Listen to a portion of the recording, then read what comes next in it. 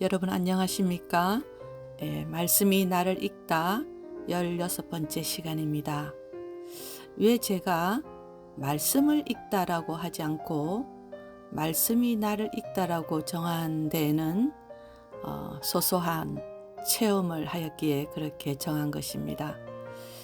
저는 성경 통독반을 통해서 몇 년간 형제 자매님들과 하면서 성경을 내 눈으로 보고 귀로 듣고 입으로 읽고 있었지만 통독을 하였지만 어느 순간 제 자신이 성경 앞에 놓여 있는 모습을 발견하였습니다. 내 앞에 성경이 펼쳐져 있는 것이 아니라 말씀이라는 넓은 대양 앞에 제가 놓인 것을 알았습니다. 깊이도 넓이도 가늠할 수 없는 거대한 우주 앞에 놓인 조그만 먼지 같은 인간이지만 손실이 전혀 없는 전파처럼 굴절되지 않는 새로운 빛처럼 옹골찬 하느님의 시선을 끌고 있는 이 인간을 보게 된 것입니다. 먼지는 먼지로되 하느님의 기운으로 가득 찬 이미 당신에게 온전히 얽힌 자, 지난 주일 독서처럼 꿰매 빠진 자가 되어 있는 모습이 보인 것입니다. 요즘 표현으로 말씀이 저를 스캔하는 느낌을 받았습니다. 말씀이 나에게 빛을 밝혀 나의 갈비뼈가 다 드러나는 느낌. 심지어 민수기의 지파 중에 한 이름, 오크란의 아들 바그리엘 같은 이름까지도 그 이름이 나를 직시하고 있음을, 즉 모든 단어들이 살아 움직이며 저를 향하여 질문하고 있음을 느꼈습니다. 말씀이 살아 있었습니다. 우리는 인격적으로 그 모두를 만나고 있는 것입니다. 그 뒤에 제가 가르치는 성경반 이름을 말씀이 나를 읽다라고 칭하였습니다. 우리는 말씀이라는 거울 앞에서, 말씀이라는 빛 앞에서 나는 그저 읽혀지는 것입니다. 오늘의 한 말씀으로 창세기 47장 8절입니다. 연세가 얼마나 되시오? 로 정했습니다. 연세가 얼마나 되시오? 이 영상을 통해 저와 함께 하시는 여러분은 지금 연세가 얼마나 되셨나요? 내 나이를 물었을 때 우리는 그 나이 안에 수많은 사건들을 함축되어 있기도 해서 아주 짧은 순간이지만 대답을 하고 난 뒤에 잠시 순식간에 많은 장면들이 휙 지나가는 것을 경험하셨습니까? 이 나이가 되기까지 나는 무엇을 하였던가, 이런 생각이 스치는 것이죠. 수억의 인구만큼 살아가는 방식이나 살아온 과정이 수억 개가 됩니다. 아브라함, 이삭, 야곱, 요셉, 즉 네 성조의 삶을 크게 네 가지 유형의 인간 혹은 신앙인의 모습을 보여주고 있습니다. 아브라함 같은, 또 이삭 같은, 야곱, 요셉 같은 대표적인 유형을 보게 됩니다. 오늘은 이삭의 분량보다 좀 더 깊게 다루는 야곱의 유형을 보겠습니다. 후에 야곱의 이름이 이스라엘로 호칭되기 때문에 그에게 더 많은 양을 기록에 할애하고 있는 것인지도 모르겠습니다. 그리고 점점 기록의 시점이 우리와 가까운 시대를 다루고 있기 때문에 지명에 대한 설명도 더 많이 남아있기도 할 것이라는 생각이 듭니다. 다시 말해서 4대에 걸친 역사라기보다, 연대기 순서라기보다는 인간 유형을 다루고 있다고 보시는 것이 좋습니다. 야곱은 일생을 투쟁 혹은 전쟁 치르듯 상대와 겨루어 이겨내야 하는 삶을 살았던 인간 유형입니다. 오늘의 이 한 말씀은 이집트의 파라오, 이집트는 왕을 파라오라고 불렀습니다. 이집트의 파라오가 야곱에게 연세가 얼마나 되시오? 라고 던진 물음입니다. 그의 길었던 그의 일생을 단 한 줄로 야곱은 고백하고 있습니다. 제가 나그네 살이를 한 횟수는 130년입니다. 제가 산 횟수는 짧고 불행하였습니다. 라고 말합니다. 일생을 안심하고 몸붙일 곳이 없었으며 마음 편히 쉴 수도 없었던 인생, 산 횟수에 비해 너무나 불행하였던 그의 심정을 이렇게 정리하였습니다. 야곱에 대해서 여러분이 이미 잘 알고 계시겠지만 그의 어머니 즉 이삭의 아내 레베카의 뱃속에서부터 쌍둥이로 서로 부딪혀 댔다고 기록하고 있습니다. 우리 성경에서는 서로 부딪혀 댔다라고 번역되었지만 이 부딪혀 대다 라차처라는 말은 산산조각나다, 깨트리다, 눌러 부수다, 서로 다투다 이런 뜻이 있습니다. 야곱의 삶이 그랬습니다. 야곱에 대한 이야기는 두 번에 걸쳐서 나눠야 할 것 같습니다. 이쯤에서 우리는 눈여겨보아야 할 큰 산맥을 다시 마주하게 됩니다. 사레도 그랬지만 레베카도 임신하지 못하는 몸이었다고 기록하고 있는데 후에 예언자 사무엘의 어머니 한나도 또 신약에 와서 세례자 요한의 어머니 마리아의 사촌 언니인 엘리사벳도 아이를 낳지 못하는 여자였으나 하느님께서 태를 열어주셨기 때문에 임신할 수 있었다고 비슷한 내용들이 자주 등장합니다. 그리고 주님께서 레베카에 하신 말씀도 너의 뱃속에는 두 민족이 들어있다. 두 결애가 네 몸에서 나와 갈라지리라. 한 결애가 다른 결애보다 강하고 형이 동생을 섬기리라.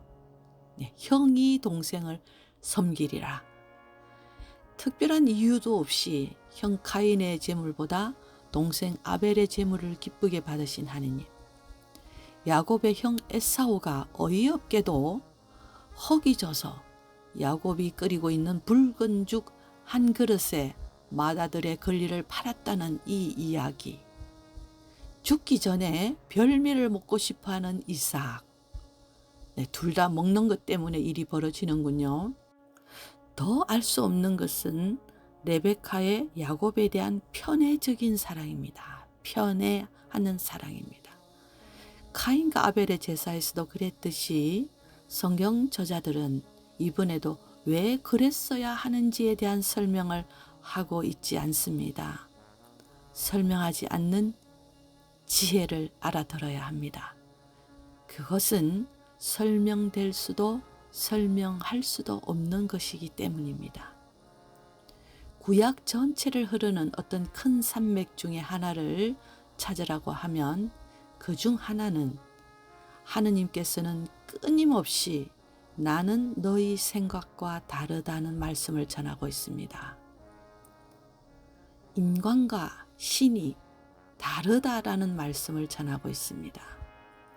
인간사 안에서는 장자가 장자권을 받고 마지가 마지 대접을 받는 것이 인지상정이지만 나는 너희들의 그 관습에 매이지 않는다는 것을 좀은 억지스럽게 계속 보여주십니다. 너희들이 생각하는 조건들과 내가 생각하는 조건들은 다르다. 나는 너희의 생각하는 것보다 훨씬 더 깊고 더 넓고 더 높다. 그래서 당신 이름도 그냥 나는 나다 이신 분이었죠.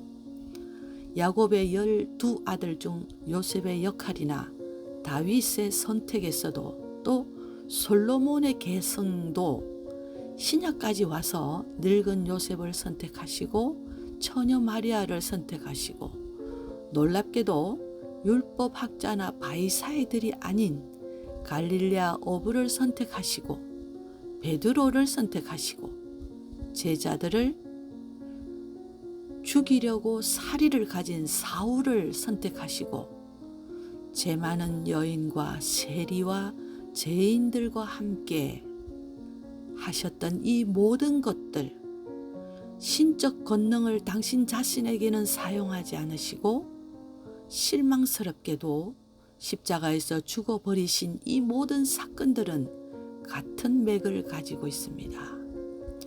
이 하느님을 우리는 알아차려야 합니다. 바로 여러분을 선택한 것도 말입니다. 천하의 죄인인 저를 선택하신 것도 마찬가지입니다. 이 하느님을 내 계획 안에, 내가 정한 시간에, 내 방식대로 움직여 주셔야 한다고 생각한다면 여러분은 이름만 하느님인 이상한 신을 믿고 있는 것입니다. 신이라고도 할 수 없는 자신이 만든 우상 하나를 섬기고 있는 것입니다. 그런 하느님은 없습니다. 그렇다면 나와 정반대로만 하시는 분이시다. 이 말도 틀린 말입니다. 그것은 당신 생각이 그렇습니다. 성질이 더럽게 꼬인 하느님은 아닙니다. 하느님의 선택에 대한 신비입니다. 이 신비에 우리 영혼을 열어놓지 않으면, 내 지성을 열어놓지 않으면 예수님의 육화와 죽음과 부활 사건은 결코 마음 깊이 받아들이고 믿고 선포하기는 매우 어려울 것입니다. 모든 것을 알고 계시는 하느님께서 나에게 자유의지를 주시면서도 나를 당신 사랑 안에 함께 있고자 하시는 구원으로 부르시는 방법을 우리는 도무지 알 수 없다는 것입니다. 성경 안에서 이 하느님을 믿지 못하고 항의하고 인간적으로 방향을 바꾸려 했던 많은 인물들이 등장합니다. 카인이 우선 떠오르고요. 후에 다윗, 이전에 판관과 왕정 시대 사이에 끼인 저 불쌍한 인간 사울도 그랬습니다. 유다 이스카리옷도 어쩌면 자신의 방법으로 메시아 예수님의 방향을 바꾸려고 했을 것입니다. 자신이 예견한 방법이 아니었을 때 실망한 제자들과 같은 것이지요. 지난주 복음처럼 예수님의 그 십자가 죽음과 부활에 대한 예고를 듣고 강력하게 그럴 수 없다라고 인간적 생각으로 막았었던 베드로에게 너무나 매정하게도 한 예수님은 사탄아 물러가라 이렇게 말씀하셨습니다. 엠마오로 가는 제자들의 그 실망스러운 대화나 또 예수님 돌아가신 후에 우리는 물고기나 잡으러 갑시다 하는 그 표현들 안에서 그들의 실망이 느껴집니다. 너무 신약으로 왔네요. 다시 야곱으로 갑니다. 뱃속에서부터 투쟁을 했던 야곱은 죽 한 그릇에 장자권을 얻고 아버지 이삭으로부터 축복의 말씀을 듣고 다 가진 것 같았지만 에사우의 분노로부터 도망치는 도망자가 되는 신세가 되었고 레베카 역시 야곱을 편애하였으나 그의 아들은 영영 나그네 살이로 몰아내게 된 꼴이 다시는 사랑하는 야곱을 볼 수 없는 신세가 되었습니다. 야곱이라는 이름은 손으로 에사우의 발꿈치를 잡은 자, 다른 말로 남의 것을 사취하는 자라는 뜻이 담겨져 있습니다. 네, 그 이름에서도 어떤 인간 유형인지 느껴지지요. 그러나 하느님의 계획은 인간의 약점과 인간의 편애와 인간의 간사함까지도 선이라는 공동 유익을 위해서 사용하는 당신의 계획이 있으시다는 것을 구약과 신약과 지금 우리 공동체 안에서도 자주 보게 됩니다. 야곱은 이제 화란에 있는 외삼촌 라반의 집으로 기양 아닌 기양을 떠나게 됩니다. 그의 고난의 시작이 될 것입니다. 비록 고난은 있었으나 야곱은 성실하였고 지혜로웠음을 또 보게 될 것입니다. 그런 인간 유형들인 것이지요.